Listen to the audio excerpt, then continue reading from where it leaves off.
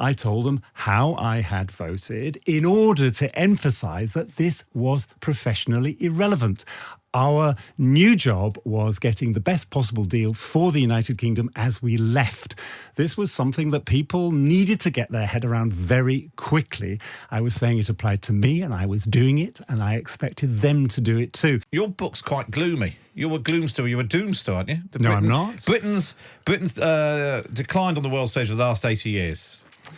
I think that realism is different from gloom, and I think you can only have a constructive, positive policy if you take an honest audit of where you're actually at. And where are we actually at? We are not the country where we were 100 years ago or even 50 years ago. We are a country with less hard power, but still some hard power, some niche hard power. We are a country of a great deal of soft power. Is the problem us worrying about where we were 100 years ago or 50 years ago, that the world changes and we carrying on like we're one of the great superpowers, the wrap ourselves in the flag and Britannia rules the waves and the sun never sets on the empire? It's that mentality which gets us into this problem. We should just accept that we are a moderately successful, decent-sized economy and just get on with that and stop pretending that we're America. I agree with almost everything you said there, man. But not moderately successful. I think we're very successful as a soft power, but a lot or a significant slice of our ruling class hanker after a previous era, which frankly is not there. Why isn't it there anymore? Was it ever there? Is it always sort of the slight dim past that people are misremembering? I mean, clearly when we had a British Empire and Queen Victoria, but that was a long time ago. It was a long time ago in history, but it's not a long time ago in some people's minds. Yeah. We were the biggest noise in the world in the 19th century and for the first several decades of the 20th century. But the Second World War was the absolute watershed in our history. We had to sacrifice the empire in order to win that war. There were then consequences. We were just not able to behave in the way we were used to behaving for nearly 1.5 centuries. Suez should have been the wake-up call, but weirdly was not. Weirdly was set to one side. So what puzzles me now is that there are some folk who look at what happened in the 60s when Dennis Healey was Defence Secretary, when we withdrew east of Suez, and they believe that that was an unnecessary retreat, that was a mistake, and that Britain could have still continued to play a bigger role. I think that is self-deception, which is causing us to make suboptimal choices. And so is Britain's decline on the world stage our fault through choices, or is it because of what has happened in other countries? Have we retreated? Have we been overtaken by... It's mostly the second. China, yeah. I mean, it was kind of odd that a relatively small country on the northwest of the European continent managed to grow so massively domestically and then internationally and to hold sway for so long. It's not a surprise that other countries caught up and have now overtaken. One of the things we have seen in the last few weeks is actually Britain engaging in the world, having spent quite so many years arguing amongst ourselves about what we were going to be doing, whether it was first Brexit and then obviously COVID has dominated. Britain re-engaging in the Middle East, actually in a way that, Rishi Sunak, the first Prime Minister to go there for more than a decade, I think. He's also hosted this AI summit, again bringing world leaders about. Is this a sign of Britain re-engaging in the world after quite a long period of looking in on itself? We never completely disengage, but the significant things about the examples you're giving, Maz, are they are all in partnership. This is not the UK acting by itself. When Rishi Sunak went to the Middle East, it was part of a pattern of coordinated visits, including the President of the United States, the President of France, the Chancellor of Germany, all with the same agenda, all wanting to apply pressure and support to the government of Israel. it was Britain as part of a bigger club, and that works. The AI summit, really interesting, successful, but I thought it was a telling quotation of one of the tech CEOs when he said this was the most important AI summit organized outside North America. It's we're kind of there, but North America, United States, is still bigger. Let's just touch on the situation in the Middle East, which is obviously fast moving. But you were the UK ambassador to Israel in the early noughties. Yeah.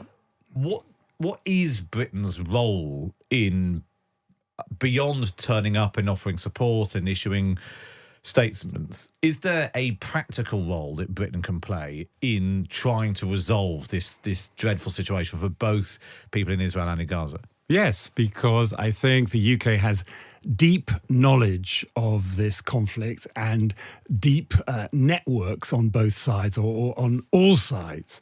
So the embassy in Tel Aviv, the consulate general in East Jerusalem know all the players. And the same applies to our embassies in Beirut and Cairo and Riyadh. And all those contacts, all that deep knowledge is relevant right now, not just by ourselves, but acting with the Americans, French, Germans, and others. And do we have the, I don't know whether it's clout or goodwill, to be able to do that job of bringing people together, given that, particularly in the wake of Brexit, we may well come back to the decision to leave in the first place, but basically we spent most of the years afterwards antagonising France and Germany and other big players in Europe, and then sort of neglecting people further afield because we were so focused on that. Do we have that right to go around and suddenly starting telling people how to do their business? The diplomatic time frames are generally longer than half a dozen years, so I think we can still tap into relationships from before 2016, and I think that is part of what is happening now. I think London, the FCO, the Quai d'Orsay, the Auswärtiges Amt, the State Department are coordinating closely and effectively right now. What have you made of the debate in the Labour Party? I mean, if you look at the polls, Keir Starmer would form the next government. So actually, internal squabbles in the Labour Party suddenly matter in a way they probably haven't done for some time. And clearly, foreign policy causes actually the leader of the Labour Party probably more headaches than any domestic policy he's come up with so far. Is that a problem that even before Keir Starmer has got into Downing Street, as he might, that he's struggling to hold the line on what is the biggest foreign policy question right now, albeit there are others that will no doubt come along? The principles are very important, and I think Keir Starmer is holding the line. I mean, one of the features of British foreign policy through decades and generations is that the front benches have generally agreed with each other, that the national interest is something that the leaderships in the biggest parties have generally agreed, and the squabbles are within the parties, between the front benches and the back benches. So yes, I would expect more continuity than change in foreign policy should Keir Starmer become Prime Minister. It's interesting you said that. Do you think that's why when you were at the Foreign Office and Brexit happened, was it such a shock because you'd actually been so used to essentially political consensus, and actually you instead found yourself sitting right on the big political fault line of the day? Yeah.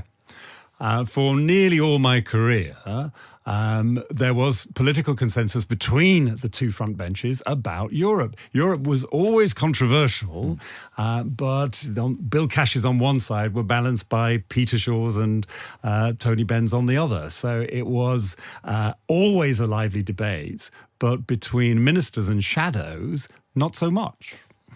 I want to take you back to the Laura Kuenssberg documentary, where she spoke to lots of people who caught up in the sort of roiling drama of the last few years. And you revealed in that documentary that you'd told Foreign Office staff after the Brexit vote that you'd voted Remain. And when she put this to Helen McNamara, who had been Deputy Cabinet Secretary. She was quite surprised at why you'd done that. Because, Matt, just replay the clip. I'm a big fan of Laura's, but the way it was presented to Helen was Simon McDonald's going around telling everybody he was a Remainer. That indeed would have been extraordinary. What Simon McDonald did was in one meeting, on one very dramatic moment, in order to empathise with the team and orient the team in a new direction, I told them how I had voted in order to emphasise that this was professionally irrelevant. Our new job was getting the best possible deal for the United Kingdom as we left. This was something that people needed to get their head around very quickly. I was saying it applied to me and I was doing it, and I expected them to do it too. If Laura had presented all of that to Helen, I think Helen's reaction would have been different. Do you regret doing it? No. Do you think that the civil service showered itself in glory during that period? A couple of things. One reason I said what I said was that I knew that all the Brexiteers assumed that the top of the civil service were pro-EU. You know, every comment, every concept exuded this. So I thought I will own this and embrace it because professionally this is irrelevant. So what we did in the Foreign Office and across Whitehall for the next 5 years was negotiate as hard as we could to get as good a deal as we could. The fact that it's not perfect, I think, is a demonstration of how difficult the situation was, not how awful the negotiators were. Just zooming out a little bit, and clearly there's been a lot of discussion about the relationship between the elected politicians, their political advisors, and the civil service. Is it a problem? Is it a problem that you're here having this conversation with me, that you did that documentary with Laura Koonsberg, that actually we've got former civil servants being dragged through the public inquiry, that the whole point of the civil service is you are supposed to be faceless bureaucrats, and actually prosecuting all these arguments in public so soon after being in office actually reinforces the worst things that your critics think of you. I see your point completely, but a couple of key issues. One is that I am retired and I am now a member of the legislature. I mean, the less important house, I completely see that, but I am in the House of Lords. And so that is a platform. I think it is legitimate for members of the House of Lords to speak in public. Second, more important to me, is in the old days, there was a bargain between the political level and the civil servants. The civil servants were in the background. They were anonymous. They weren't named. They weren't habitually thrown under the bus. That changed in the second half of my career, and I think you can link that to the appearance of and the rise of special advisors. The SPADs have changed a lot in British public life, and their constant briefing of the media, including against civil servants who remain anonymous. You know, this is part of the scene to this day, that if you are a civil servant, a serving civil servant, you cannot appear in public or else you can lose your job. And that feels to me kind of weighted towards one side. It makes the civil servants more of a sitting duck target. So somebody has to speak on behalf of the civil servants, and retired civil servants, I think, are best placed to do that. I don't think we should be the only ones doing that, but I think we're kind of well placed. When do you think that change happened? I mean, I've been covering politics properly for 15, 16, 17, 18 years. So you Blair, Brown, Cameron, May, Johnson, Sunak. Where was the point where that bargain was broken? It was gradual. I joined the civil service in 1982, and I remember the appointment of the first SPADs under Margaret Thatcher. It was about 1983, 1 or 2 per ministry, as people to help the minister, generally with parliamentary relations, generally with the party, all fine. It grew quite slowly. There was a big step forward under Tony Blair in 97. Things changed quite a lot at that time. And then there was an even bigger change when Boris Johnson came into number 10. Are the criticisms of the civil service, this sense that, I've had the conversation so many times, a minister leaves a department and all the ideas that have been thrown back by that minister then get placed on the desk of the new minister. Or an idea that a minister has, the department doesn't really like, so it sort of disappears off into the very, very long grass. Does the civil service have to shoulder some of the blame for that, for not embracing the changing culture, or have essentially ministers and then their special advisors, when they have found themselves unable to deliver the daft idea, just ended up blaming the civil service, knowing you can't speak back? Are you both culpable? I think, yes. I will never claim that the civil service is perfect, but I think the civil service is good. I think it's one of the institutions that distinguishes the United Kingdom, and I think it's served the United Kingdom pretty well since the middle of the 19th century. But a big problem right now, a problem that has gained pace, is the speed of change at the top political level. I mean, when you have 5 education secretaries in 1 year, it's kind of legitimate for the civil servants to wonder, well, how long is the new one going to last? Everybody is sort of finding their feet on both sides. So the civil servants are wondering, how long is this person going to be there? And the ministers themselves are in a tearing hurry because they may only have a few weeks. Yeah. Is it possible for an incoming government, a new government, to put the genie back in the box, to restore that bargain that you talked about? Or is it impossible to I hope it can happen. Yeah. If Keir Starmer becomes Prime Minister, he is a man who, before he was an MP, was the equivalent of a permanent secretary. So he sat around the table in Conference Room A in the Cabinet Office, Wednesday morning colleagues that I was part of for 5 years. So he knows the ethos. Just explain what that meeting is on a Wednesday morning. When I was a permanent secretary and before, I'm not sure it happens as regularly anymore, but once a week, all the permanent secretaries and equivalents got together in the Cabinet Office, chaired by the Cabinet Secretary, just to go through the big business of the day. It was informing each other of what was happening. It was not deciding stuff. That was happening in the Cabinet room. Did you look around that Cabinet table and think, Keir Starmer's the one who's going to be Prime Minister? We never overlooked. We never overlapped. Oh, okay. We underlapped by about 4 months. So you missed him. So you didn't make that judgment. I just want to ask you about your time then in government towards the end, which does overlap with some of the period the COVID inquiry has been looking at. And this macho, foul-mouthed, bullying, toxic WhatsApp culture. Were you aware of that, conscious of that? We've talked before about your particular experience with Dominic Raab, but clearly what was going on in Downing Street just seems to have been everyday language, attitudes. Were you conscious of that in the Foreign Office? Dimly conscious. I thought, yes, I was conscious, but when I've seen everything laid out this week, it's staggering. One of the things that completely amazes me is Mr. Cummings presenting himself as an outsider, as an observer to this scene. He was a central player, and he was destroying the structures and undermining the people around him. And now he's turning around and saying, what a mess. And, I was the one identifying the mess. And, listen, if only people had listened to me, it wouldn't have been so bad. He was causing more problems than anybody else. And I think that is a main conclusion from what we've seen this week. So finally, then, your expertise, another book written about foreign policy, looking into the future. Does Britain get its act together? Can Britain get its act together? And who has to play a role in that to move away from the dramas in government, the personality stuff, the slight embarrassment on the world stuff? Is it possible to get that back? Because there's a lot of just sort of gloomy pessimism which permeates politics there. Yes, we can get it back. And I put the reasons in the book.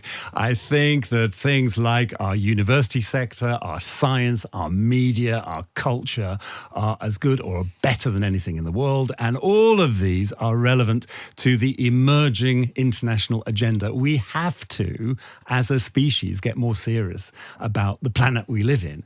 We have to tackle technology, as the AI summit began to address that. So all these new emerging issues are issues where the UK can play a big, even central role. And just funny, it feels like we are a particular tipping point. The last 10, 15, 20 years have been comparatively settled compared to much of the last century. But now the situation in Ukraine, the Middle East flaring up again, China and Africa too. Interesting what happens in the White House next. Are the next 20 years going to be more troublesome, more dangerous, more worrying than the last 20?